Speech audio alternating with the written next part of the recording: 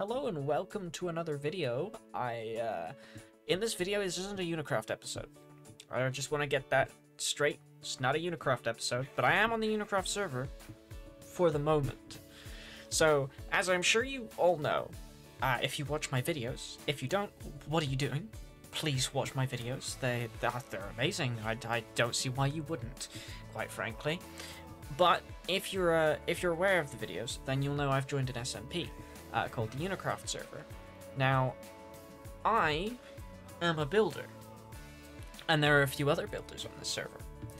But there are some people who are not so talented when it comes to building, and they build some rather peculiar things, including this. So I in this episode, I'm going to take a build over to Creative, recreate it how I would do it, and sort of explain some of the design techniques you could use to improve a building. So this is Newt's base, his starter base. It's called Anthony. It is, well, you can see it for yourself. It's more a comic relief base, but I still think we can keep it a comic relief base, but improve the way it looks. So I'll just hop over to the creative world. Right, so here I am in the creative world, and I've taken a copy of the base, pasted it in here. Now, I won't be changing necessarily the interior, because I think there's some hidden bits and pieces in there that I'm not supposed to reveal. I have gotten permission and asked Newt if I could use his base for this video. I will be doing a few other videos on other people's bases as well, but this is the one we've picked to start with. Now the design of this base is basically, it's a sentient barrel that's been shoved into the mountainside, and to be fair, it is exactly what it's supposed to be, so I can't really deduct points from that. However, I believe that it was possibly executed somewhat poorly, in the nicest possible way, I of course mean, but it lacks shape to an extent, and I feel like we can improve that. I just need to work out what I'm doing. There's both so much and so little going on here. It's a lot to take in. But I think the first thing we should do is add an aspect of 3D. The next thing that can change here, just simple edits you can make, is by putting in just slight diversity of blocks, just randomly sprinkled in. And that'll improve the texture of the build. Also, the shape. The shape could be improved drastically. So what we're gonna do is we're gonna actually make this look like a circle. Because I don't know what it is right now, but it's not a circle. So to do that, we can easily do it by just adding a block there, adding a block here, and change that to that. And then, yes, this one. That goes there. This goes there. This goes there. And another thing is, while building, always remember to make sure that if it's indented into something, you actually indent it into something by putting it right up against it. You don't have to go all the way in, just on the outside, just to show that. What you could also do here is make it somewhat fancier by having just some form of extra detail on the side there. You could also improve the doorway by giving it a little arch. You can push the doors back one and grab a trapdoor just to push it back like that. Adds just a little archway, gives the door a little more interesting of a feature. So now we've made it actually a circle, And now we've done a little bit of texture detail. I think where we can go from here is by outlining the facial features. We should make the facial features more prominent, so you can actually tell what's going on. And the easiest way we can do that is just by using a darker wood type. So I'll just grab some blocks, and then we will see how we can improve this. So from this now, we can tell the eyes a lot more prominently, but the mouth, the door, isn't necessarily as prominent. So the quickest and easiest way to make this more prominent would be to switch out all of this and put some slabs at the bottom to outline the mouth a little bit. And of course, now the face looks like it's wearing a monocle. So if we're going for real comedy relief here, which I think really suits this base, actually, we should go and get maybe a chain or an iron bar if I can find it. There we go. We could... Oh, there we go. We could put maybe a chain, although that doesn't really work that nicely. Iron bar. Actually, something else we could do. Oh, that's the wrong button. There we go. We could give him a little beauty spot. Since he's so posh. What we could also do is we could grab maybe some andesite and put a ring around him, and then that adds just an outline to him, which sort of frames him a bit, but it's kind of like the straps going around the barrel, because apparently we've made a dapper barrel now. But also, I think another thing that could be improved is with just a little bit of terraforming, just to make him sit in the hill just a little bit better. And maybe we come up with a new staircase during this phase. I think definitely a more natural staircase would probably look better than just having, well, this. So let's see what we can come up with for that.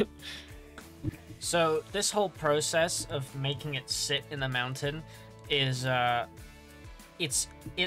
way it essentially works is you just place random blocks. We're essentially making a cliff, right? So we just make the shape. It doesn't matter necessarily what blocks you use either. You're just placing blocks. Every so often you'll go in, you'll go out, and it works basically exactly like this. You just place blocks. Decide, oh, I'll go out there. Go back in here.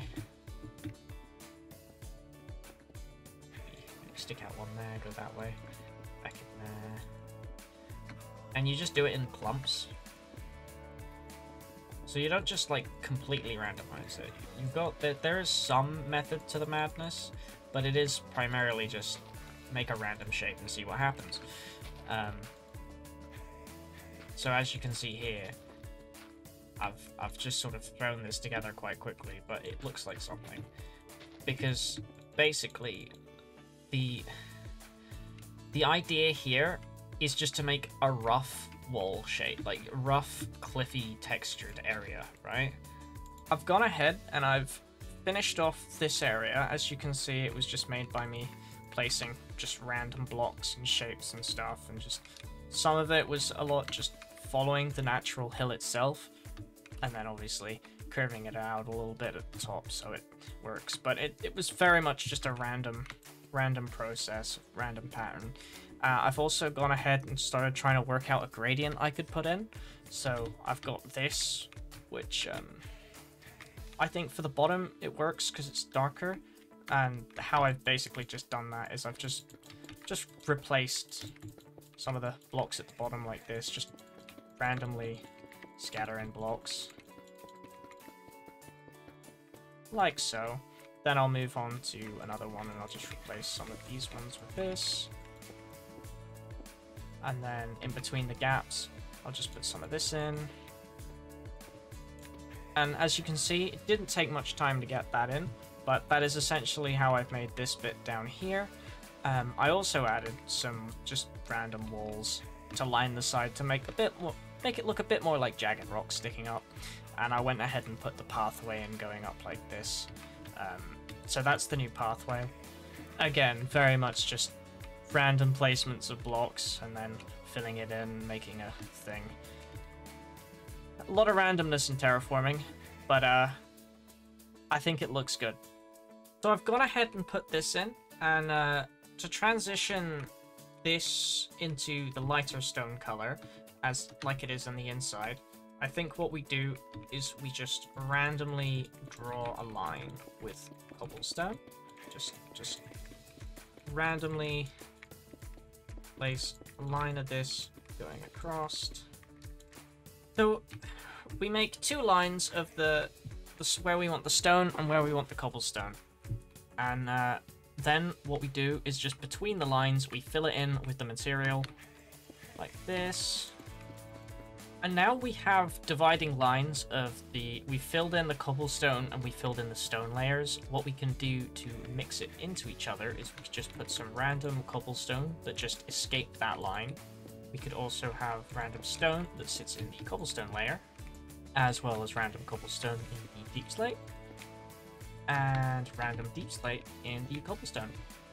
So now that the layers are done and they've been sprinkled in with like stone and cobblestone just intertwined with the deep slate and all that, you could go ahead and add more texture to the different sections by putting maybe some random sprinklings of basalt in with the deep slate.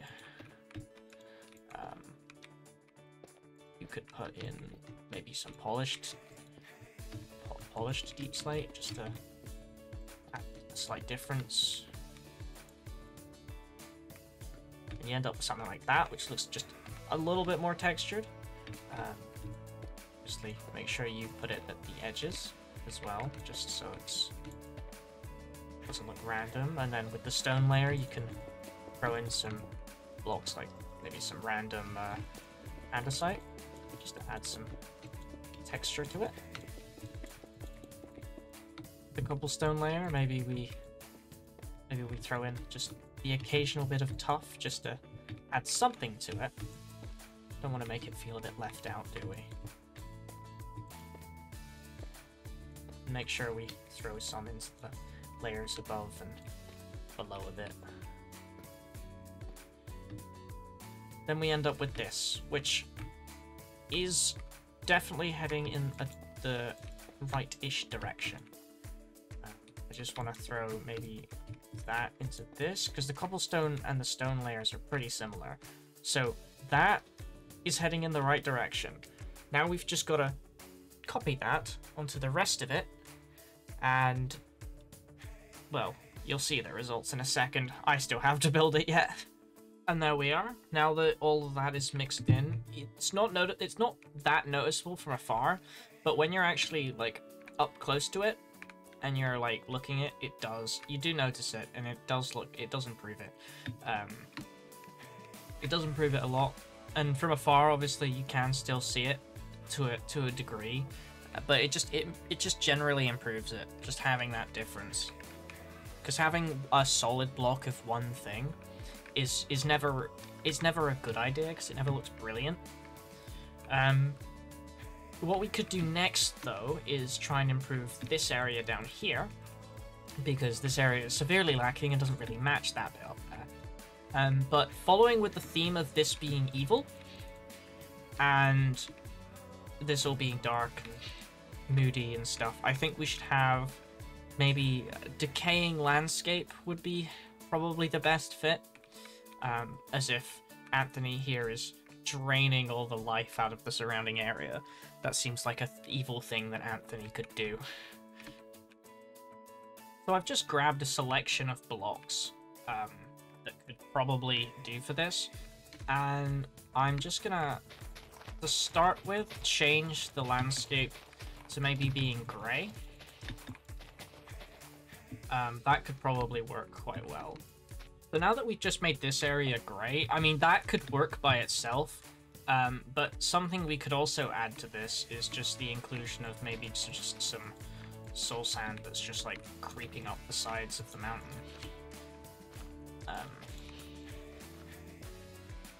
Not too much, just a bit, and then obviously throw in some of the actual block in there, just along the edges, just to add something, you know. And of course, for the path, we could add in just some coarse dirt, because I feel like the path block is perhaps just a tad too vibrant. In fact, we could also add this for the path, because that looks like a cobbled road. That looks like a rocky road.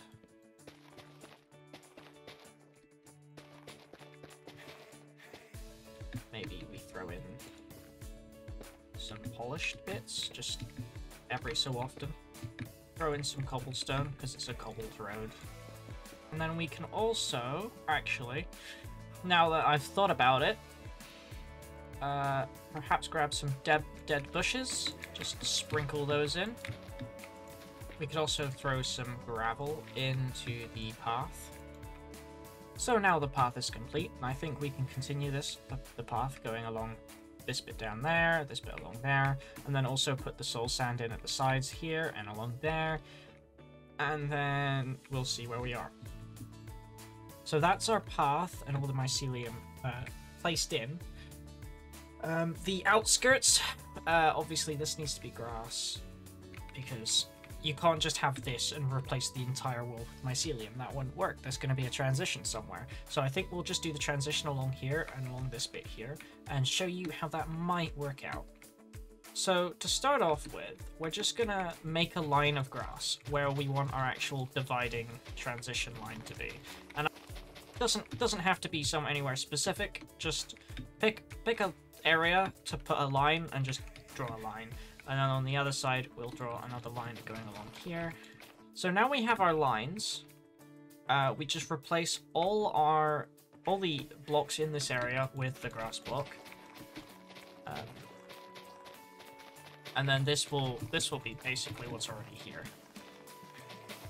So now you've got your dividing lines, you've basically got to transition the mycelium into the grass. And much like we've done up here with our gradients, we've got to sort of mix the blocks into each other, adding, so the mycelium creeping into the grass creeping into the mycelium. Except, the grass creeping into the mycelium wouldn't necessarily make sense, because this is absorbing it. Mycelium in this instance is supposed to be dead grass, so it wouldn't make sense that the grass is creeping into the mycelium, right? Which is where the next idea comes in, where we put a block that looks vaguely a similar color against it. So now you have mud coming in here. What we can also do now is replace some of the grass with the mud. And then we need to transition the mud into something else. Now, I think what we could do is we could use this to transition the mud into brown.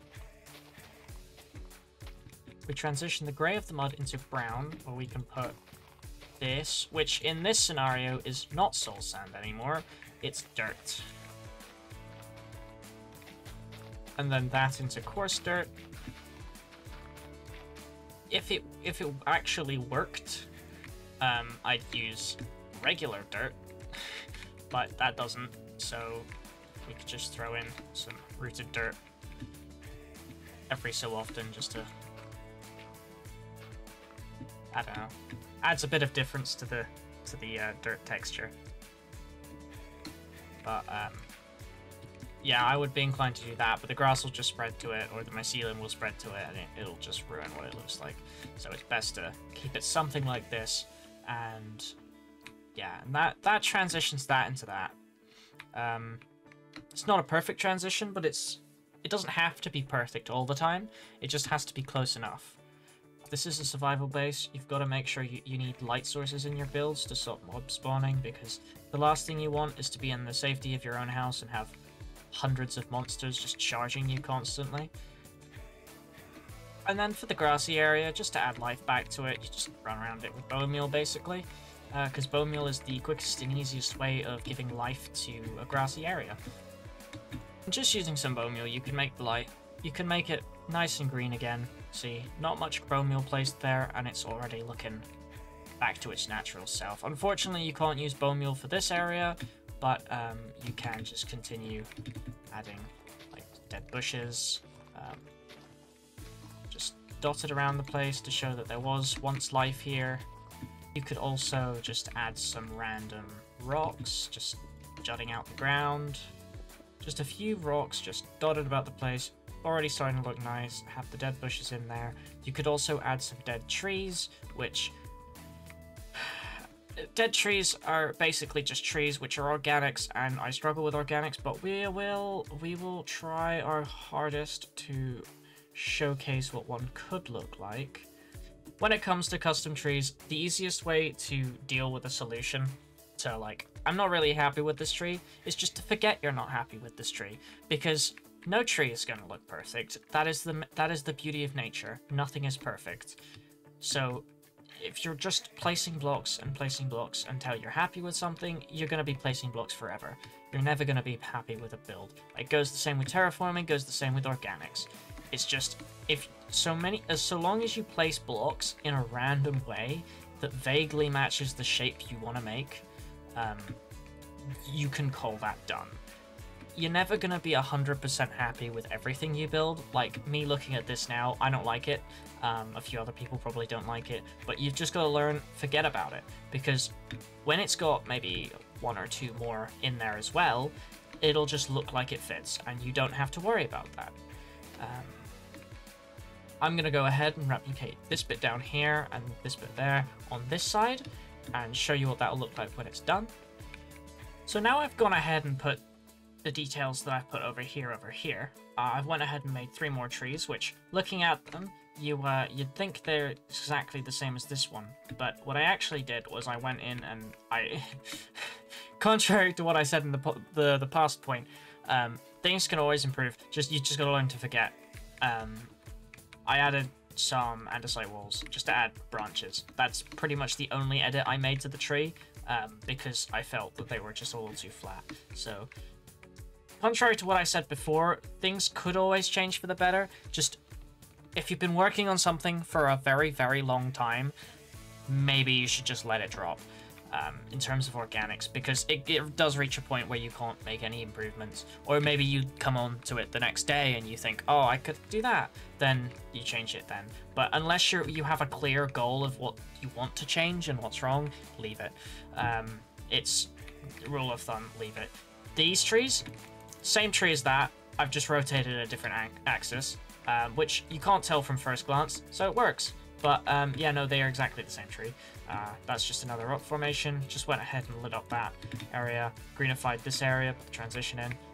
So this area now matches this area. Try to pick at least 2 different types of things and just scatter in. Doesn't need to be everything. Just a few different things. And what you could also do is just throw some. You could just throw some of this in. It just sort of acts like a dead bush almost.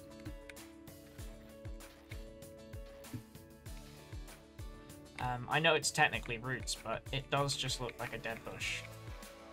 And like for up here, for instance, where there's greenery, you can take this off. Whoops. So now we've got some dried bushes in there as well. It just adds a splash of color to the grey, because the grey, there's quite a lot of grey here because everything's so dead, but that pretty much sums up how to make a decayed, dead-looking area, I guess. And the next part of this to tackle is this bit up here, to try and transition it back into the grass as it goes back along the hill. So to transition it, I think what we're going to do is we're just going to, along this open gap here, we'll just draw this towards this, and then we'll tackle the actual overhang later, because we can't not have an overhang. It just wouldn't look good if we leave it like a solid flat area up here like this. So now we've got this area up there smoothed and connected to the hill. What we can do to improve the hill, the cliff, it's not a hill, it's a cliff. What we can do to improve the cliff is by putting the overhang in. And the best way to do that, well, I don't know if it's the best way to do it, but it's the way I do it, and that's what matters here. What matters here isn't necessarily how you do things, it's how I do them. So you can sort of draw your own inspiration of how you want to do things from that.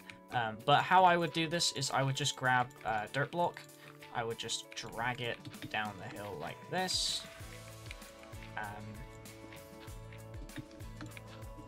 Down the hill. I said it again. I said hill again. I meant cliff.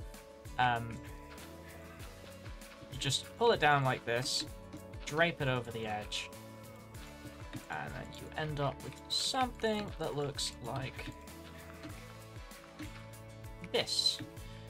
Now, as you can see, it does work. It does look alright, but we can make this better with texture. And the way we would texture this is by grabbing coarse dirt, rooted dirt. We could grab some, if I could ever find anything in the creative menu, we could grab some roots. There we go. We could just then mix in coarse dirt with the normal dirt. We've just placed it here. We could put some rooted dirt just at the edges, just at the tips here. And then put some hanging roots off the bottom of those. We could add moss to the edge to remove some of that dirt block color from the overhang. The dirt in the grass blocks, I find it somewhat distracting, so we could replace the top of it with moss just to add the to the transition, and then of course throw some dirt blocks in to add some dirt to the transition still. Just like this, and that just adds like just a small improvement. We could probably even add vines to this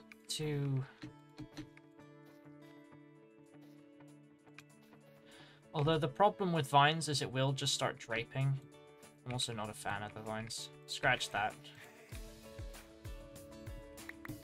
From close up, probably doesn't look very good, but if you're taking a step back and looking at it as the cliff, it does look alright. It does work. Yeah, I wasn't very happy with the fact that one eye was smaller than the other. It just didn't sit right in my eyes, so I just had to fix that. And because I fixed that, this no longer looks like a monocle, so I've just had to remove that. I've kept the beauty mark, and now I'm just trying to think of another way to make it British, and I think I have actually came up with something. So I think what I'm going to do is not necessarily an improvement. I think the build in itself here, now this state here, this is the improved build. What I'm going to do now is I'm going to add something. Just a little extra detail that I'm going to throw in here. So when I bring Newt in the world to review what I've done to his what I've done to his monstrosity, Anthony, I'm going to show him it then with the little change I'm about to make. And see how he reacts, because the easiest way to make something look evil is to make it look British. And there we go. The easiest way to make something look British, give it a cup of tea.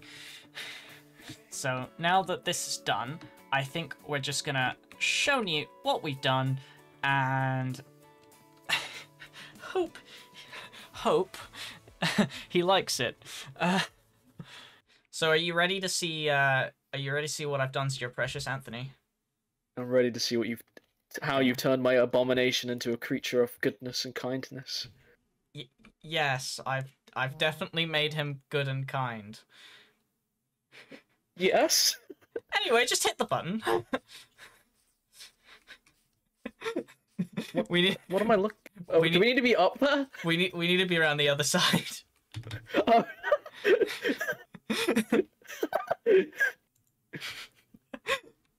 Yeah, I just took the chunk that he was. This is amazing. Is he holding a cup of tea? He is, because I've really gone into the evil theme with this. You have. He's draining the life from the environment. He is, and I thought, what better way to make him look evil than to make him look British? And the easiest way to make him look British is to give him a cup of tea. I am in love with this. This is so cool. I think wow. One of my favorite features is the way I've done the eyes. Is if you just go back and forth, you can see them following you. Yeah. I was just about to say there. He's looking into my soul. He is, and I've given him a slimy tendril to hold a mug of tea. This is amazing, though. I'm so impressed. I'm glad you like it. I love that he's it. also like a lot bigger doorway-wise. I think it feels bigger. I think it's because of the detailing you've done. It makes it feel so much more alive and bigger. I've also made it an actual circle. Is Anthony not a circle? No, he's a hexagon. Wait, is it a hexagon? Oh my God. It's the one that had. Wait, hang on. It's 1, 2, 3, 4, 5, 6, 7, 8. He's an 8-sided shape. He's an octagon. Oh my God. I don't know how to build. Oh, out of 10, I'm giving this a solid 9.5 on the Anthony take. Only 9.5. What could I have improved to make it a 10? Rather simply, something in the inside. But I understand that was probably far too much work. I felt like if I touched the inside of somebody else's base, I would be considering myself as a hypocrite because I don't do the inside of my own bases. So I respect that. And with Newt's rating of 9.5 out of 10, I think that concludes this video. Thank you so much for watching. See you in the next one. Please hit subscribe, like, and you know what? Hit the notification bell. Just do whatever. Just thanks. Bye.